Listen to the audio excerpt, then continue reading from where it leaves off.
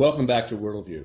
While most of us spent the weekend with friends and family, Saturday marked the passing of a rather inauspicious milestone. Private Bradley Manning spent his 1,000th day in captivity on Saturday, and groups around the globe gathered to both protest his incarceration and, in the opinion of many, torture for his role in releasing classified U.S. military and intelligence documents that showed a connection and possibly even war crimes by the U.S. government. Now, Manning has spent more than 3 years on a military base in Virginia, and regardless of your opinion of his guilt or innocence, what many do not know is that there is a Wales connection to his life. Manning spent his youth and attended school here in Haverfordwest, and our guest this evening, Tom Beardshaw, was the platform designer, multi-platform designer for a play that was performed called The Radicalisation of Bradley Manning. Now, it was written by Tim Price and put on by the National Theatre of Wales. It was a political fantasy that imagined Bradley's life in West Wales as a schoolboy and then intercut scenes of him joining the army, being in Iraq, and leaking the documents that have become so notorious.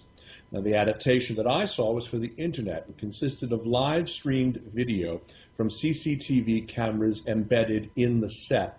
There are also live chats, live links to web materials that related to the play as it unfolded.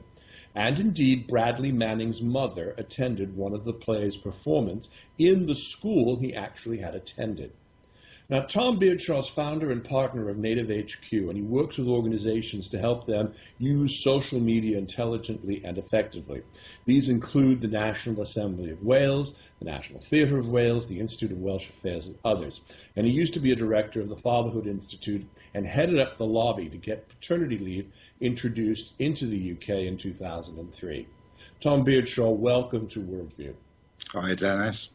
It's a pleasure to have you here. I remember you're doing this play, I guess it was a little over a year ago, and I remember watching the live stream because you did send messages out to several of us, and I was just riveted and totally fascinated by the depictions of torture and other things that went on. Can you tell us a little bit about what it was like and what your role was developing this particular performance? Well, the original idea to write a play on this was from the author, Tim Price, and when he described the idea, I immediately thought, well, we need to do something with this on the internet. I mean, the internet's at the heart of Bradley's story. It was his own particular genius as a kid growing up, and his story is an internet story. And I think it is providing a new type of politics. It's shaping a new generation politically as well. So we didn't want to simply put on this play in a few situations where the walls were the limit of its reach. We wanted to enable that story to go out from beyond the location. And so what we decided to do in the end was, as you said, to embed CCTV cameras in the set itself, and not merely to put a video out onto the internet, but to put that live stream video on with a space for people who are watching to chat to each other during the show. And that was the most fascinating part of it. I can remember having conversations. I believe you even joined in on the conversation as one of the production team, and several others that were there, as well as people from all around the globe, which is what made it fascinating. Yeah, sure. And we did some research into the story of that's contained within the script, and found a lot of resources on the internet, a lot of backstory material that related to those scenes. And we developed a bit of technology to sort of change the live links on the web page. So when you were watching a scene of Bradley chatting to his father, you linked through to the transcript of an interview with his dad. When he was playing on computers back in the school in Haverfordwest, I managed to find on the Wayback Machine a link to an article. Well, it was a website that he built when he was a student in school in Haverfordwest when he was about 14. And there was even an article written by Bradley Manning about the death of Dr. David Kelly, which I found quite chilling. As sort of, I spoke to somebody about it yesterday, and it was like, well, history doesn't necessarily repeat itself, but it certainly rhymes. You would be good. Tell a little bit of our viewers about Dr. David Kelly and why that was such a significant passing. Well, he was one of the weapons inspectors that was investigating Iranian weapons of mass destruction, Iraqi weapons of mass destruction. And there was a famous case of the UK government sexing up a report to persuade the population that going to war was justified. And David Kelly released facts and was essentially persecuted by the government, and under fairly dubious circumstances committed suicide. There was lots of speculations as to whether there was false play, foul play, and whether security services were involved. And an inquiry declared there wasn't. They said there were no signs of foul play, which I imagine if you're going to do that on behalf of the UK security services, you'd be quite good at leaving no signs of foul play. Exactly, and of course, now we have Julian Assange basically living in a Central American embassy, and that is the person and organization to whom Bradley delivered, or did he delete them directly? That's right. Yeah. So the whole theme of the kind of Bradley in Iraq whistleblowing all ties together, and it was just interesting to see that back in 2004, in January 2004, he posted an article about David Kelly on that website he built. It's still available on the Internet Archive. It was angeldine.com, which was the website he built. We'll put a link to that on the clip as well when we do actually air this, so that people can, if they wish, can go and actually visit that particular website. Tell me, what was the most challenging part of doing a story like this, knowing, of course, that the subject is incarcerated some 5,000 miles from where you were located, and the rather divided nature of the audience? There are those that believe that Bradley Manning is a hero, whereas on the other side there are those that consider him to be a criminal, and there doesn't seem to be much in between. How was the cast and the crew, and as well as the production, able to handle these attacks and perspectives? That's a good question. I mean, we weren't directly addressing the political rights and wrongs of it so much as trying to understand the man himself and what he'd been through, and to really get at his humanity, his experience. So there were a lot of explorations of the kind of bullying that he experienced, both in school in Wales as a quiet, shy American geek, effectively, but also when he went into the US military. There was a lot of reporting about the bullying he experienced, both in basic training and when he became a soldier and went to Iraq.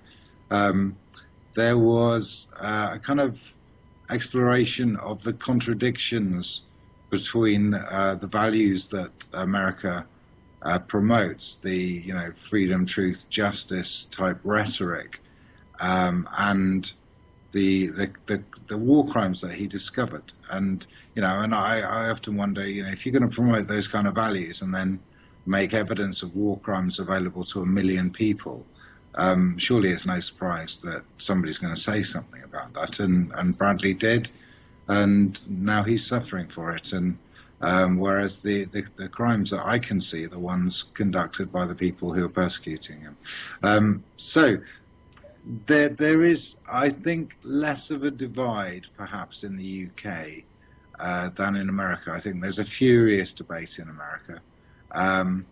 We were in Wales producing it, and the direct live experience was in Wales, but we were sort of throwing it into America via the internet link. I don't know what the direct reaction to that was. I doubt many people who think Bradley Manning's a traitor tuned in to watch. The internet's an opt-in platform, so exactly no one has to watch something they don't want to watch. And to an extent, theatre is as well. You don't have to turn up to an event that you're not interested in. I think you said also that there were a number of demonstrations, including one here in Cardiff on the Saturday, as well as others around the globe. And I know I connected you with a progressive radio network in the States.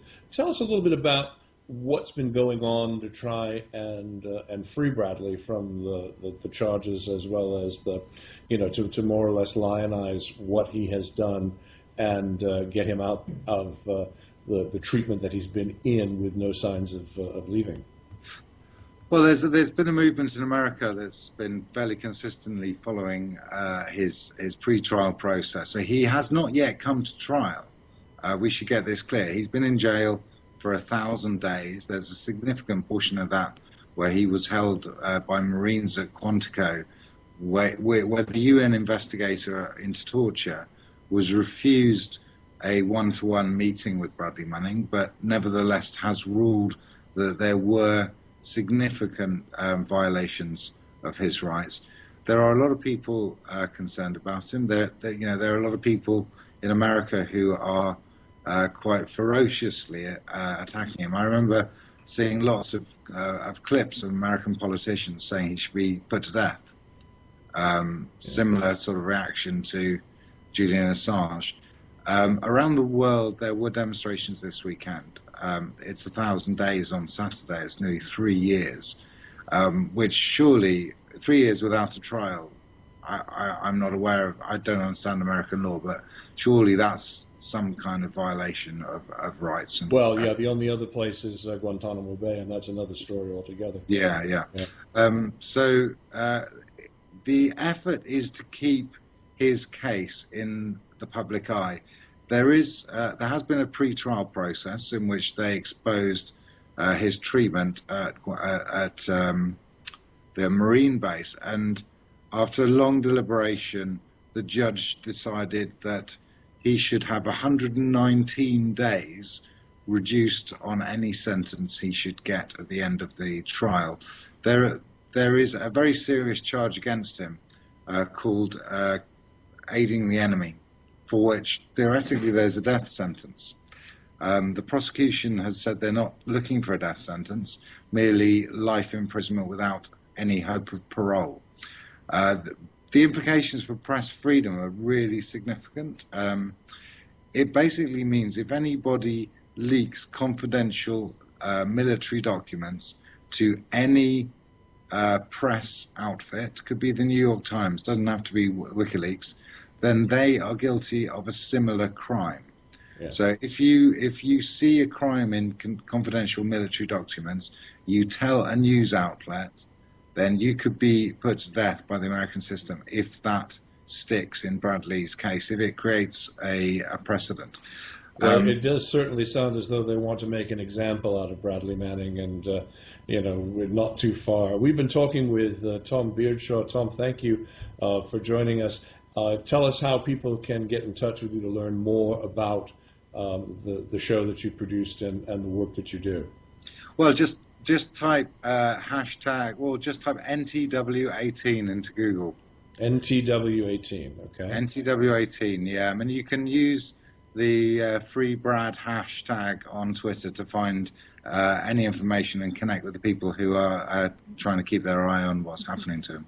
Well, this is certainly a developing story, and one that is going to keep our interest as it moves forward, and thank you for doing the work that you do on it. And we'll be back with Worldview after this.